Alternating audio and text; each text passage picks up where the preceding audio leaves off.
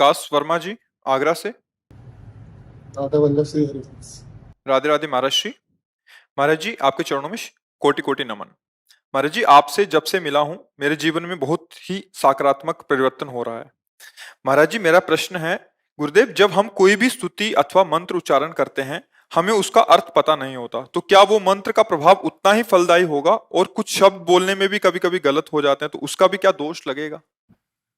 शब्द दोष की तो जैसे यदक्षरम पदम भ्रष्टम मात्राहीनम च यद भवेत्, हमारा कोई मात्रा की त्रुटि हो जाए, अक्षर की त्रुटि हो जाए, शब्द की त्रुटि हो जाए, तो जो स्तोत्र या जो अनुष्ठान है उसके बाद 2 मिनट कीर्तन कर ले, 2 मिनट मात्र भी, ज्यादा करे तो अच्छा ही, लेकिन 2 मिनट जरूर करे नाम कीर्तन। जैसे अपने लोग करते राधा वल्लभ श्री हरिवंश, श्री वृंदावन, श्री अलग अलग महापुरुष जन अपने आचार्य प्रदत्त कीर्तन को, नहीं तो सबके लिए राधा राधा राधा राधा। तो जो भी त्रुटि होगी वो पूर्ण हो जाएगी, नाम कीर्तन से पूर्ण हो जाएगी। और स्तोत्र हमारी समझ में नहीं आ रहा, बिल्कुल नहीं जानते कि क्या कहा जा रहा है, पर वो प्रभाव करेगा। जैसे अब तो उतनी पवित्रता नहीं है, मंत्रों की सिद्धि नहीं है, नहीं तो हमने खुद देखा है बचपन में कि गांव में एक परिवार के सदस्य को हल जोतने गए थे, तो काला सर्प ने डस लिया। तो गांव के लोग एक ढोल की ध्वनि बजाते हैं, जिससे जितने भी जहर उतारने वाले लोग होते बिना निमंत्रण के आ जाते हैं।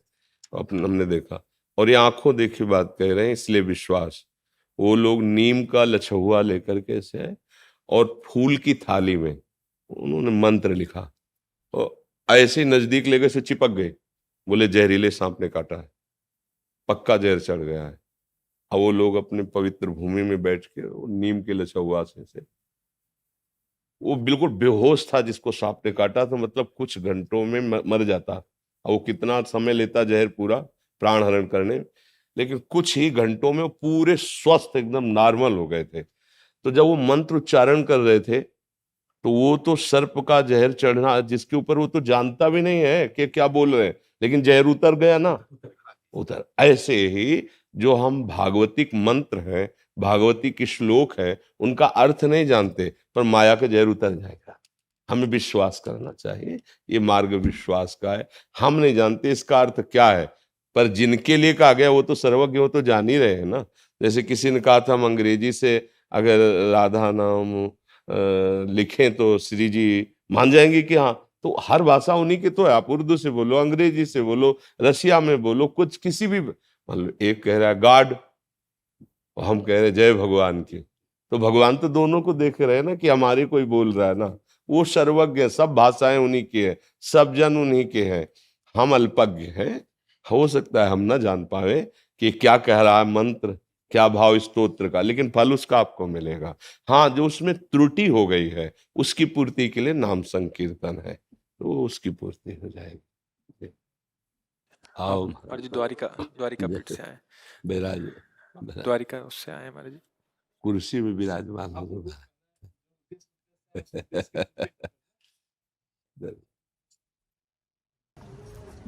हमारे गुरुदेव विगत वर्ष 11 सितंबर को शरीर त्याग दिया।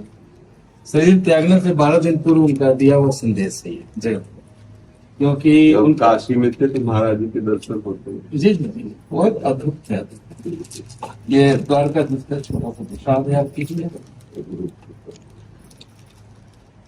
ये हमारी आराध्य देवी है और जो यहाँ की अधिष्ठाती भी है, माता राजराजेश्वरी त्रिपुर सुंदरी। सुनो, एक महाराज जी को श्री जी का प्रसादी सुंदरी आदेश ने आग्रह करते, इसलिए कि हर में ही हरि है। हम आपसे चर्चा कर रहे हैं, शरीर भले मानव का हो लेकिन अंदर में तो प्रकाश हरि कहीं है ना। तो प्रभु हमारा ये कहना था कि धर्म किसको कहते हैं? योग्यता को। अयोग्यता अधर्म है। आज अधर्म माने अयोग्यता प्रभावी हो गया है, इसलिए जगत असंतुलित हो गया। कैसे योग्यता को पुनर्स्थापित किया जाए? योग्यता का स्वरूप क्या है वो तो आप ही बताएंगे।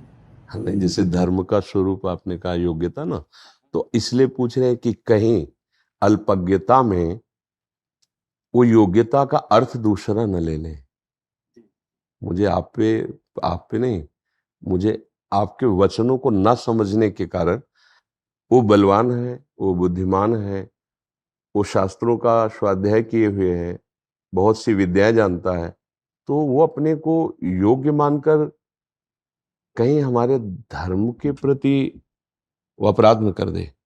हमारे धर्म का स्वरूप तस्मात् शास्त्रम प्रमाणम ते कार्याकार्यो व्यवस्थितो, जो हमारे आचार्यों ने, हमारे भगवान ने सिद्धांत स्थापित किया है, विधि, ये करना चाहिए और ये नहीं करना चाहिए।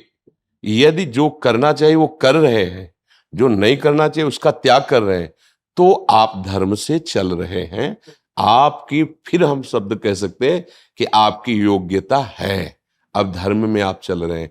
अगर कहीं आप विद्या, बल, बुद्धि या किसी भी तरह के बल का अहम रख करके आचार्य और शास्त्र के विरुद्ध मनमानी आचरण कर रहे हैं, तो वो योग्यता भी अयोग्यता ही होगी और उस निषेध कर्म को करने वाले को कभी ना आंतरिक शांति मिलेगी और ना बाहरी ही उस प्रशंसा या सम्मान या सुख आदि प्राप्त होंगे। इस लोक और परलोक के समस्त सुखों को प्राप्त करने के लिए ये लोक भगवत विमुख के लिए नरक दुखदाई है, लेकिन भगवत सन्मुख होकर जो भगवदानंद या ब्रह्मानंद का अनुभव जिसे, तो समस्त दिशाएं, समस्त लोग एकमात्र ब्रह्मानंद के सिवा और कुछ नहीं है, भगवदानंद के सिवा कुछ नहीं है। इसलिए गुरुजनों की वाणी, शास्त्र के जो सिद्धांत है, सिद्धांत जिसको कहा गया है कीजिए और जिसको कहा गया ना कीजिए, अन्वय व्यतिरेक विधि निषेध, उसके अनुसार जो चलता है वो धर्मात्मा पुरुष कहा जाता है और धर्म ही स्वयं उसकी रक्षा कर लेता है। धर्मो रक्षति रक्षिताम। और धर्म से चलने वाले को कभी अशांति, शोक, क्लेश, पश्चाताप ये उसको नहीं व्यापते हैं। आती है, विपत्तियां आती हैं, परिस्थितियां आती हैं, लेकिन वो अशांत नहीं होगा, वो शोकित नहीं होगा, वो पश्चाताप युक्त नहीं होगा। और हम सब योग्य हैं, सब, क्योंकि हम भगवत स्वरूप हैं। कोई भी सिद्धि, कोई भी सद्गुण, कोई भी ऐसा पद नहीं जो आप हम सब प्राप्त ना कर सकें, क्योंकि अविनाशी का अंश अविनाशी ही है, पूर्ण का अंश पूर्ण ही है। उसे समझाने के लिए अंश शब्द से कहा गया है। अगर उसको समझ लो तो तुम्हारे लिए कुछ भी धारण करना मुश्किल नहीं है। तुम शरीर भाव से गिर रहे हो, महाराज जी ने पहले बताया, लेकिन अगर स्वरूप भाव में आ जाओ तो कोई अभाव ही नहीं तुम्हारे अंदर। अभाव शरीर भाव को लेकर के ही हुआ है। जो स्वरूप है उसमें कभी कोई अभाव ना था, ना है, न रहेगा, न कोई बंधन था, न है, न रहेगा। देह भाव के कारण ही अभाव और अभाव ग्रसित भाव होने के कारण ही हम शास्त्र विरुद्ध आचरण कर रहे हैं, अधर्माचरण कर रहे हैं। बस यही हमारा पतन करा रही, यही हमारा नाश करा रही है। इसलिए संतों का उद्देश्य यही होता है कि धर्म की क्या स्वरूप वृत्ति है उसको समझाते हैं, वो हमें चलने की सामर्थ्य भी देते हैं। यदि हम संतों के वचनों को माने और उनके अनुसार चलें तो निश्चित हमें सहजानंद, स्वरूपानंद, ज्ञानानंद, प्रेमानंद, भगवदानंद, नित्यानंद, चाहे जिस नाम से कहो, वो हमारे घर की संपत्ति है। उसको कहीं उपजना नहीं है, वो है बस अनुभव करना है। देह भाव उस अनुभव में बाधा पहुंचा रहा है। गुरु जी एक दृष्टांत हमारे बताते जी कि एक राजा ने अपने राज्य में एक विशाल बगान का निर्माण करवाया। उसमें अद्भुत अद्भुत वृक्ष, फल नहीं, विधि का अनुसरण, जो विधि है जहाँ का उसका अनुसरण करना, विधि ही धर्म है ना। तो गुरु जी कहते थे कि एक राजा अपने राज्य में एक विशाल बगान का निर्माण करवाया। उसमें अद्भुत अद्भुत वृक्ष, फल, लता, पत्ता, तालाब, झूला सब कुछ बनवाया। जब बगान का पूर्ण निर्माण संपन्न हो गया तो उसने अपने राज्य में घोषणा कर दी कि हम एक बगान के निर्माण किए हैं और अपने राज्य के हर नागरिक को सुबह से संध्या तक का समय देते हैं और इसी बगान में हम छिपे रहेंगे। आप लोग आइए, हमें खोज लीजिए, जो हमें खोज लेगा उसको हम अपनी पुत्री से विवाह करवा देंगे और अपना पूरा राज्य उसको दे देंगे। सब नागरिक घुसे बगान में, लाखों प्रातः काल में। अद्भुत वृक्ष, पत्ता पत्ता, लता, फल, पोखर, झूला देख के उसमें मंत्रमुग्ध हो गए, उसमें लग गए, भूल गए कि वो आए हैं राजा को खोजने के लिए। असंध्या हो गया तो निकाल बाहर किए बगान को से। यही जीवन है। आज लोग अपने लक्ष्य को भूल गए हैं।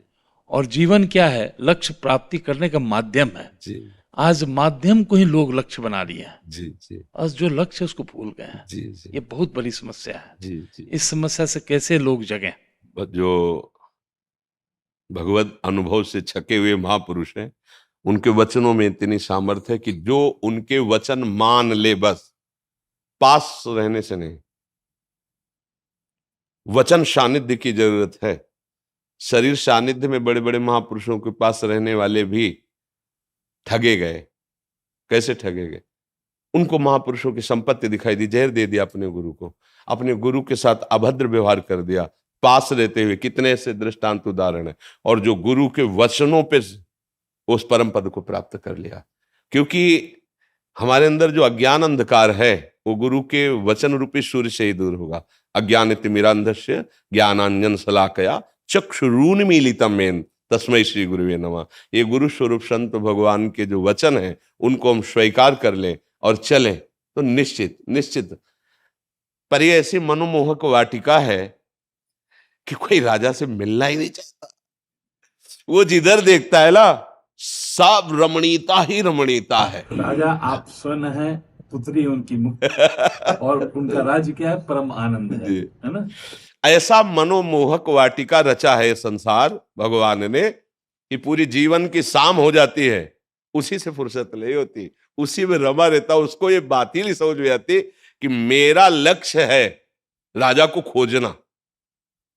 हमारा लक्ष्य है भगवत प्राप्ति, स्वरूपानुभव, तत्वानुभव। ये सब भूल गए। केवल इस मनोमोहक वाटिका में, मनोरंजन में ऐसे पूरे जीवन की शाम हो गई। महाराज एक छोटा सा कहना चाहेंगे, एक सिक्का के दो पहलू होते हैं, चित और पट। चित लेंगे तो पट नहीं मिलेगा, पट लेंगे तो चित नहीं मिलेगा। एक तरफ अभाव है, एक तरफ भाव है। प्राय जीव अभाव में जी रहे हैं उससे, लेकिन इनके पास भाव ही नहीं है। भाव की उत्पत्ति कब होगी? जब गुरु की कृपा होगी, जब हम विषय से मुक्त होंगे, जब हम अंतर्मुख होंगे। बिल्कुल। तो भाव की जिस दिन प्राप्ति हो गई, परमात्मा भाव के अधीन है, भक्त वत्सल है। भाव की जब परमात्मा प्राप्ति होगी तो परमात्मा तो आपके वत्सल हो जाते हैं। बिल्कुल। अगर परमात्मा ही आपके वत्सल हो जाएंगे तो फिर आपको क्या चाहिए? पर ये क्या विषय सेवन करने वाली बुद्धि ऐसा नहीं समझ पाती है। इसीलिए संत महात्मा जन प्रयासरत तो है, जितने भी महापुरुष हैं ये सब बुला के या जा करके समझाई तो रहे। हरि की कृपा से ही हम आपके पास आ रहे हैं। तो हरि किसको कहते हैं? जो भव रोग हरे वही है हरि। तो विषय का आकर्षण ही भव रोग है। विषय जो है, विष शब्द का अपभ्रंश है विषय। तो जिस जीव के मन में विषय का आकर्षण है उसकी मृत्यु निश्चित है। तो मृत्यु से कैसे बचे? मृत्यु अधर्म है, मुक्ति ही हमारा धर्म है। प्रकृति का नियम है क्रिया को रोकना, प्रतिक्रिया को कोई नहीं रोक सकता है। क्योंकि प्रकृति के नियम के अनुसार हर क्रिया का प्रतिक्रिया निश्चित है। जैसे हमारा क्रिया है दीवार पे गेंद का मारना, तो दीवार से गेंद का वापस आना निश्चित है। और हम मारना नहीं छोड़ेंगे तो वापस आना कोई नहीं रोक सकता है। इस जगत के 5 विषय हैं, 5 विकार हैं। विषय का आकर्षण क्रिया होता है, तो विकार प्रतिक्रिया के रूप में आता है।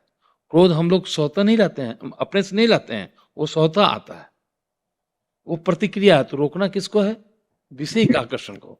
तो प्रेरणा किसकी होनी चाहिए? विषय के आकर्षण का।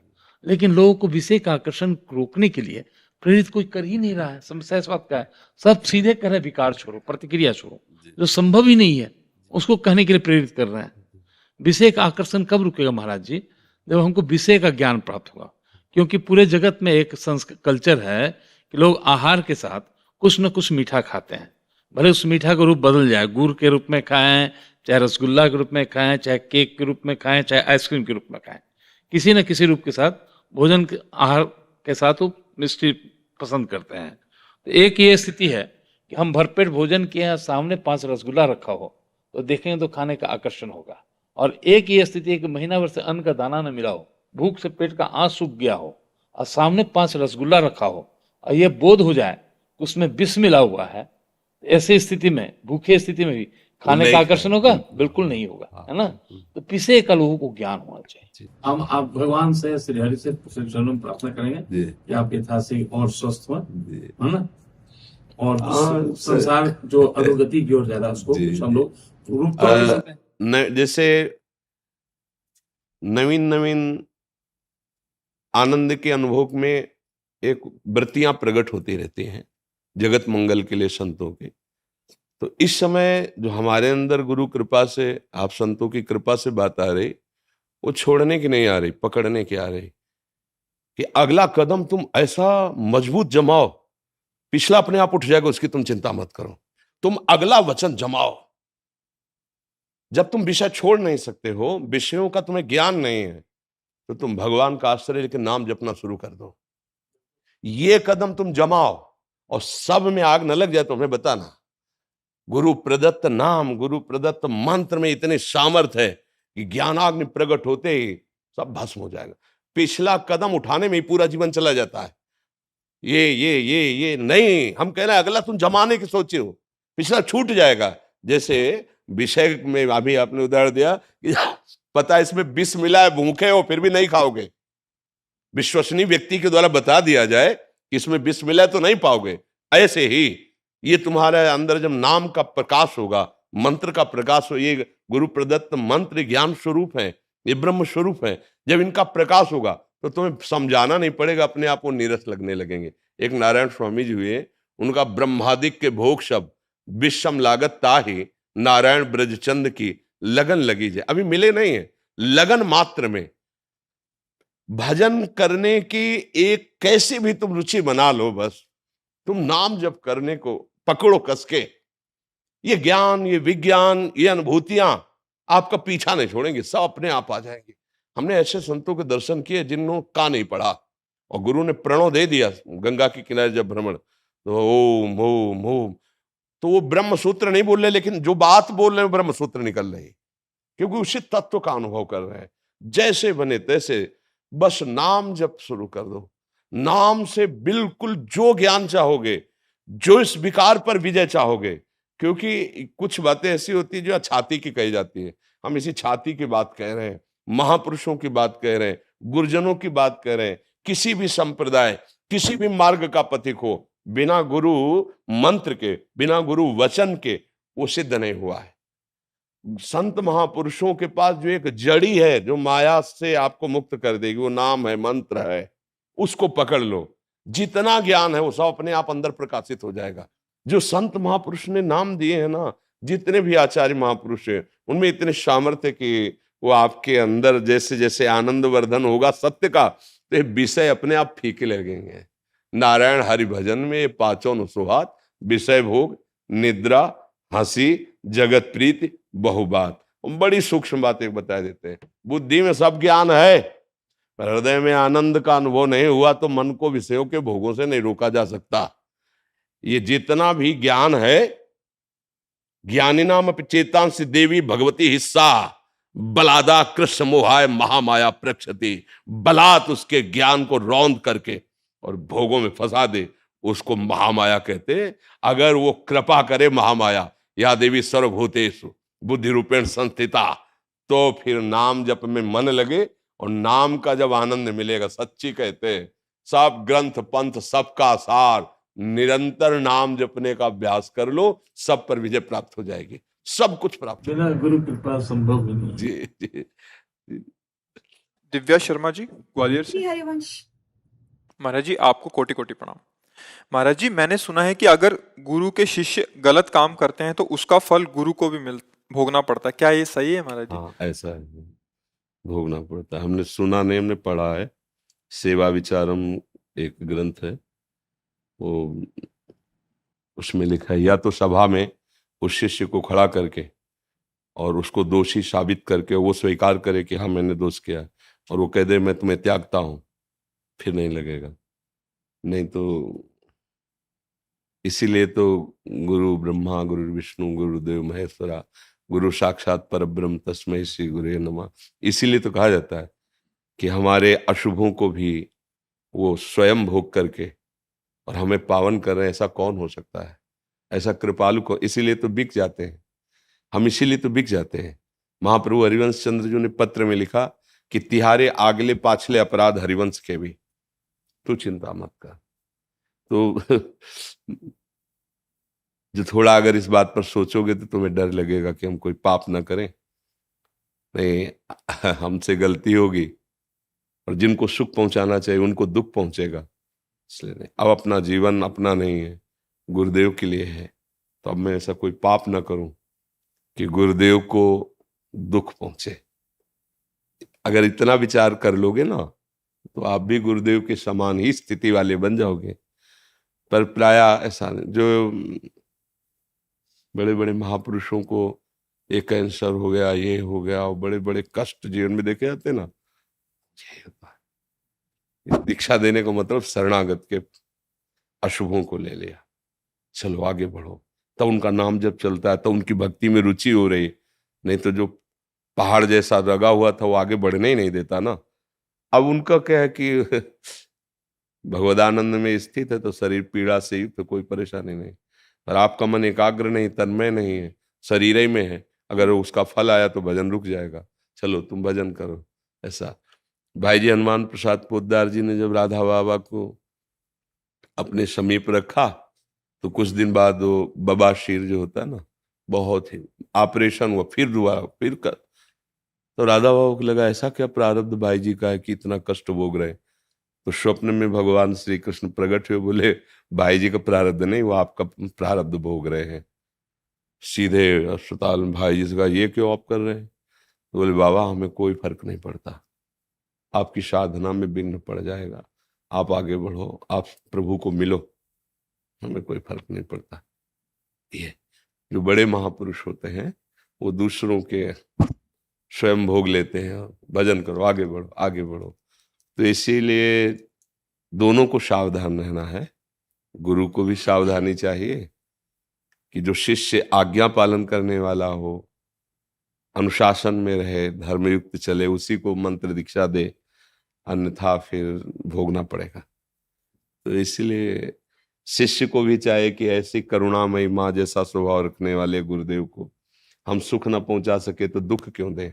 हम ऐसे आचरण नहीं करेंगे जिससे हमारे गुरुदेव को दुख हो, तो सबका मंगल हो जाएगा, शिष्य का भी गुरु का भी मंगल हो जाएगा। 20,000 से ऊपर स्टूडेंट है। हाँ बिल्कुल बिल्कुल।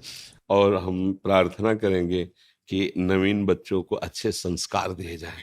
जो आज का वायुमंडल हमारे नवीन पीढ़ी को दूषित कर रहा है, अगर आपका आत्मबल और समाज में प्रयास ये सफल हो रहा है तो इस विषय पर भी थोड़ा दृष्टि डालिए कि किसी धर्म ग्रंथ जो है उसकी चाहे किसी संत की वाणी सुनवाइए या स्वयं आप उसकी, मतलब ऐसा एक, हाँ ऐसा होना चाहिए जैसे ब्रह्मचर्य है, ये व्यभिचार दोष से निवृत्त होने के उपाय, व्यसन से बचने के उपाय।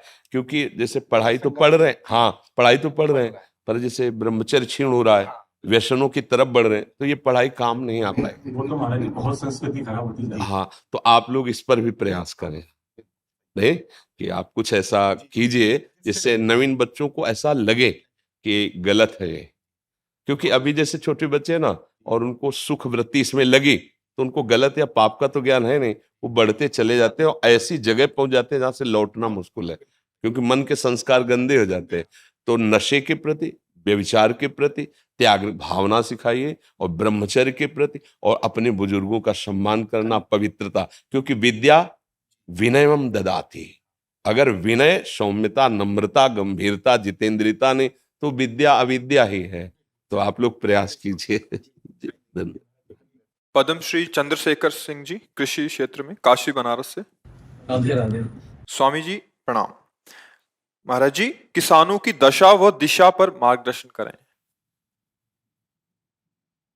हम सब किसान ही हैं, कर्म भूमि में आए हैं, सब शुभ अशुभ कर्मों की खेती बो रहे हैं, नहीं बोले? कोई उसका दुख रूपी फल भोग रहा है, कोई सुख रूपी फल भोग रहा है। शुभ और अशुभ कर्म, कर्म भूमि है ना मृत्यु लोग। वैसे तो हम सभी किसान ही हैं, पर वास्तविक जो प्रगट लीला में जिनको किसान कहा जाता है, ये बड़ी ही मतलब तपस्यामयी जीवन होता है किसानों का। क्योंकि हम किसानों के घर में पैदा हुए, तो हमें कोई उसमें पढ़ना नहीं, उस विषय को हम जानते हैं कि अब जैसे 10 बीघा खेती है, 15 लोग घर में हैं, अब बच्चों की पढ़ाई, कपड़ा लत्ता, ब्याह बर, खाद पानी, सिंचाई का घंटों के पैसे होते हैं, 4 घंटे 5 घंटे में 1 बीघा, ऐसे ऐसे होता है। ठंडी के समय जब कोई रजाई नहीं छोड़ना चाहता, वो जो कपड़े हैं भी वो समेट के, क्योंकि पानी लगा है, पूरी रात पानी लगाता है पूरी। अब इतना महंगा समय है और उसका अनाज इतने गिरकर सस्ते दामों में जाता है, और पूरा देश उसी का उदर पोषण का हेतु होता है, वो उसी का किसान का। लेकिन उसकी हालत ये रहती है कि वो अच्छा कपड़ा नहीं पहन सकता, वो अपने बच्चों को अच्छी पढ़ाई नहीं पढ़ा सकता, क्योंकि इतनी लागत लगती है, अच्छा उसमें यह है ही नहीं कि लागत लगने पर हमें माल मिल ही जाएगा। अब लाही सरसों जिसे कहते हैं, खेत बढ़िया खूब चक हो गया, बाली एकदम पकी तैयार, सुबह उसे काटना है और शाम के हल्का पानी हो गया, सूर्य की किरणें निकली, सब कलियां फूट गई, सब सरसों बिखर गई। अब वो बैठे रो रहा, क्या करे, लाखों रुपया लगा करके भी वो गरीब का गरीब और कर्जदार हो गया। ऐसे जब उनको अध्यात्म का ज्ञान नहीं होता, तो फिर एक उपाय मिलता है कि क्या करूं, आत्महत्या कर लूं। ये हम मतलब पढ़ी लिखी बात नहीं कह रही है, हम समस्या कह रहे हैं। हम लोग जैसे किसान के घर में जन्मे थे ना, तो रात में बादल गरज रहे हैं, पकी फसल गेहूं की खड़ी है, चना की खड़ी है, सरसों की खड़ी है, पूरा परिवार ऐसे बैठा है, राम राम राम राम भगवान, बस 2 दिन का समय दे दो, किसी तरह काट करके हम घर। अब अगर वो 2 दिन में वर्षा हो गई तो पूरे साल की कमाई गई उसकी। अब उसको ना कोई सरकारी सहयोग मिलेगा और ना सामाजिक सहयोग मिलेगा। वो सदैव, इसीलिए जैसे भारत का सैनिक प्राणों की आहुति देने के लिए तैयार है, ऐसे ही सच्ची पूछो तो महान तपस्वी किसान, वो हमारे पूरे देश को भोजन दे रहा है। भाई आप बड़े पदाधिकारी, लेकिन खाओगे तो रोटी दाल ही और वो तो वहां पैदा हो रहा है, मेहनत उसकी देखो। स्कूल से आने के बाद हमें पढ़ने का समय नहीं दिया जाता था, मक्का के खेत है, रखाओ चल के मक्का।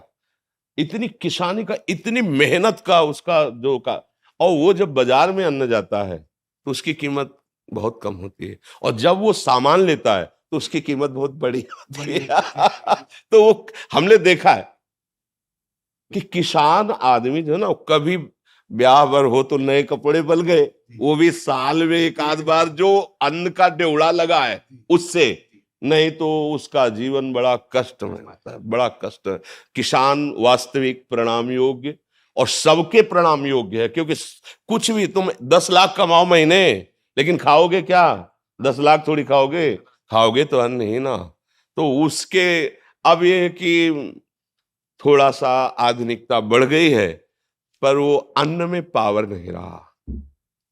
जैसे अपने लोग थे ना, 1 बीघा में 8 मन गेहूं होता था, 8 मन, क्योंकि उर्वरक डालने की सामर्थ्य भी नहीं थी और उर्वरक निषेध भी किया जाता था कि अन्न पौष्टिक रहेगा। गाय का गोबर, वो जो गांव में पशुओं का एक वो बनाया जाता है ना, गोबर डालने का, हाँ, उससे फिर भर भर के बैलगाड़ी में खेतों में बिखेरा जाता। 8 मन हमारी, अब जो है 60 मन, 40 मन, 45 मन, पर उस अन्न में ऐसे केमिकल उर्वरक तत्व मिल गए कि वो हमारे शरीर को हानि पहुंचाते हैं, स्वस्थता नहीं सुरक्षित रह पाती।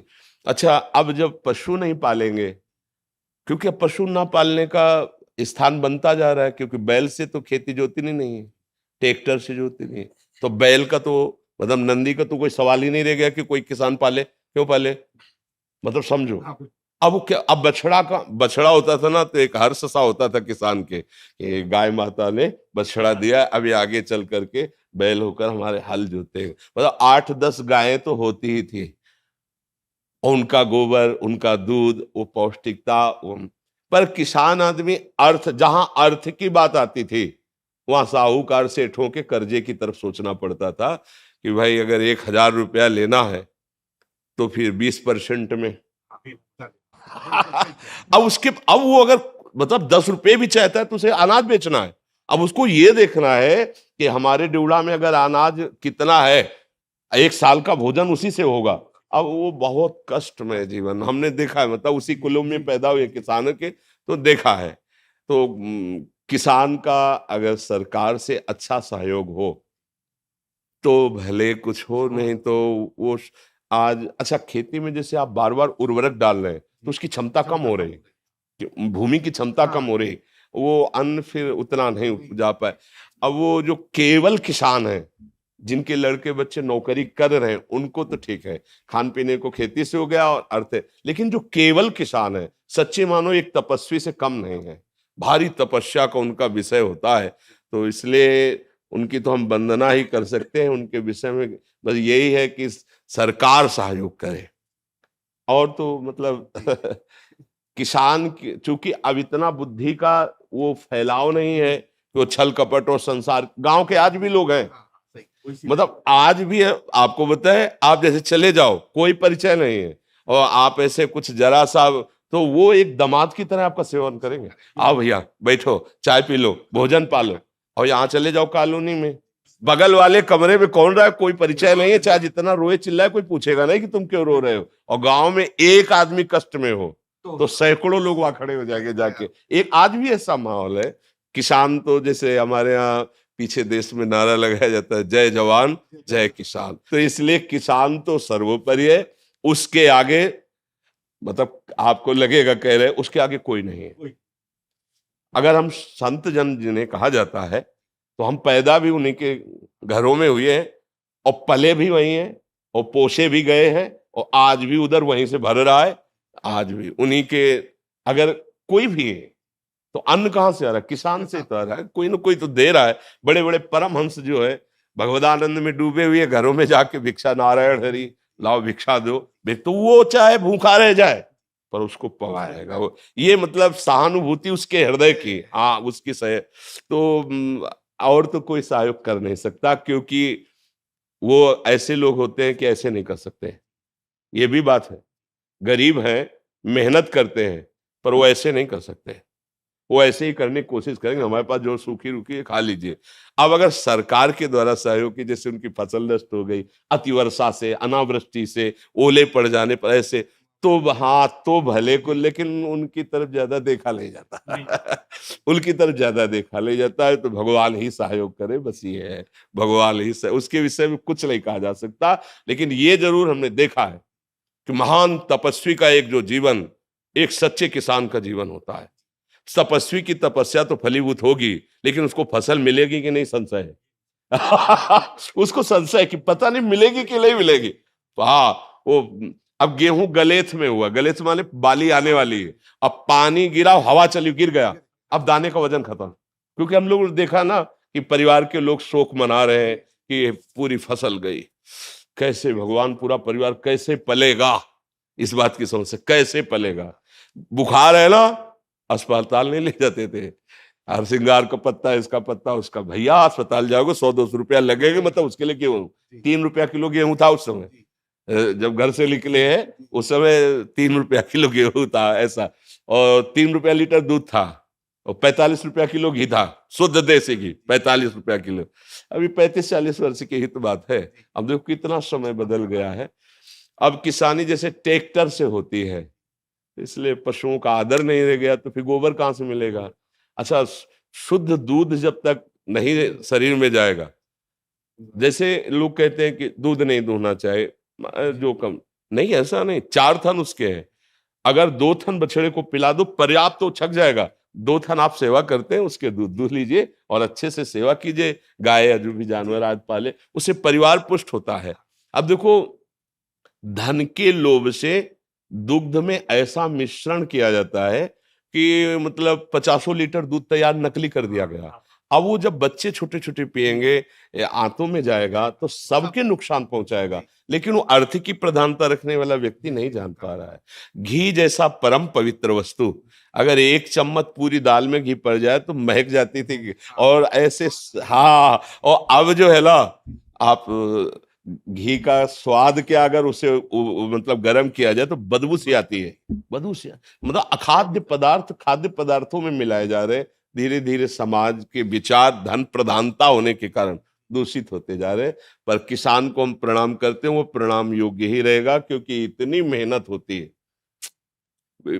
चावल थाली में आए तो आप पा लिए, 50 रुपए के ले लिए, लेकिन उतने चावल पैदा करने के लिए उसने कितनी मेहनत की।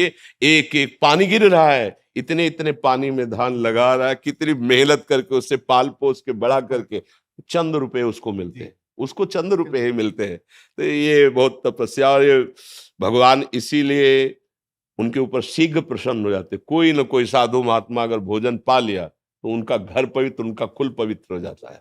और कोई ऐसा हमने गांव में नहीं देखा कि जो रामकृष्ण हरि ना बोले। उस समय लालटेन और वो लैंप, हाँ ऐसे ऐसे वाले नहीं, तो बिजली तो थी नहीं, तो लैंप जला के रामायण हो रही, कहीं कहीं कीर्तन हो रहा है, हम गांव में देखा, शाम के कहीं आरती हो रही। बड़े भागवतिक भी लोग होते, पूरा दिन मेहनत करेंगे, 10-20 मिनट तो जरूर ऐसा। हाँ, कोई भी साधु महात्मा गांव में आ जाए भूखा नहीं जा पाएगा। हाँ, ऐसा मतलब भाव सद्भावना देखी है। तो किसान को तो प्रणाम ही है, उसका सहयोग सरकार या भगवान ही करे तो है, और तो कोई समाज क्या करेगा उसका सहयोग। आज हमें इसलिए ज्यादा अच्छा लगा कि आप एक किसान के विषय में बोले, नहीं तो प्राय सब अपने सुख के लिए और पदों के लिए बात करते हैं, उसकी वार्ता ही नहीं होती। वो बेचारा गाँव, हाँ, जो आपने किसान की बात है। 2021 में पद्मश्री मिला है गुरमीत पिताजी को, जी जी इसी के क्षेत्र में। जी जी, हाँ, बिल्कुल। आपकी भावना को हम सम्मान करते हैं। देखो, ये जो बाहरी पद है ना, ये अच्छा है, लोक सम्मान कर, लेकिन अगर संतों का हृदय प्रसन्न हो जाए, नहीं, अगर कोई मतलब भगवत मार्ग का आपको आदर दृष्टि से देख ले, ये बहुत बड़ी बात होती है। करोड़ लोग आपका सम्मान करें, वो बात एक अलग हो गई, और एक वीतराग भगवत मार्ग का पथिक, वो इस दृष्टि से कि तो इससे बड़ा कोई सम्मान नहीं होता है। नहीं होता ना, जो प्रभु मोहि अनुग्रह कीना, प्रभु अनुग्रह करेंगे तभी ये बात। जैसे हमें बाद में हृदय शीतल वाला तो कहा, आपसे जो कहा, अगर किसी भी भगवत समर्पित हृदय में आपका आदर हो गया, आपकी बात का आदर हो गया, वो यहीं रखा रहेगा। वो पद, ये पद परम पद तक पहुंचाने के काम में आएगा। इसलिए हाँ, नाम जप करो, नाम जप करते रहो, और जैसे यहाँ सम्मान है ऐसे भगवान के दरबार में आदर हो। जीवन की पूर्णता यही है कि जब अंतिम श्वास हो तो हम प्यारे के पास पहुंच रहे हो, अपने जीवन धन के पास। बड़ी कृपा है, आनंद। धन धन धन धन धन धन।